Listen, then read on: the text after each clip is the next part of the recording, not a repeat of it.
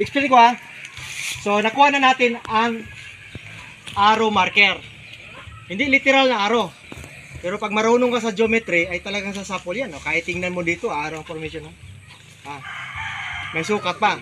30, 15. Talagang ganyan kami tikuloso ang mga Hapon. Naka-engineering layout. Okay. Bakit naghukay tayo? Dito. So, ito ang mangyari. Dito buddies, may cutted stone. Yan o. Putol. Putol, di ba?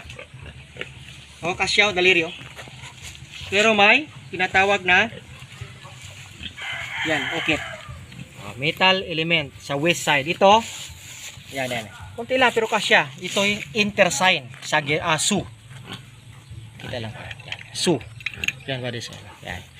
1, 2, 3, 4. Oh, may dot oh. Ibig sabihin may pa-enter tayo doon. Saan tayo enter dito? Sa harap niya. Yan oh. Ito. Diba? So, ibig sabihin, isa siya sa base marker para makuha natin isa ito. Steady mo na siya.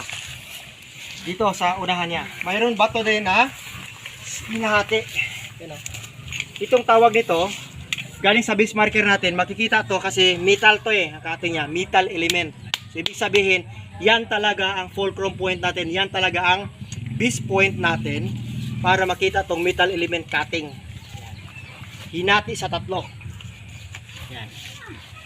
Isa, dalawa, tatlo. Dalawa hati pala. Dito, matibay yan buddies. Hindi talaga ito nagalaw.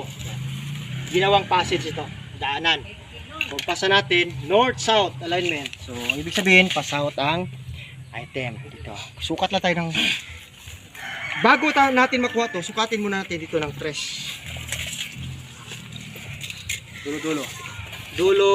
Dulo. Tres, di ba? Kuha tayo ng 5. 5. Yeah, kakuha sa 5, no? Okay. Dito naman tayo sa kabila. From that point, sa dulo niya, kuha tayo 5 dito.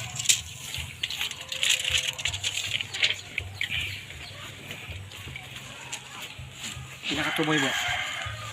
Abo. Pare. 5, di ba? Okay, kuha din ng 5 doon. Sa dulo. Di ba? So tama ang 15 dimension. 15, 15, 15. 30 plus 15, 45. 5 equals 15. So lahat ay alam niyo na yun. Okay. Hindi natin nilaliman. Kinuha lang namin ang marker. Kasi para makita lang.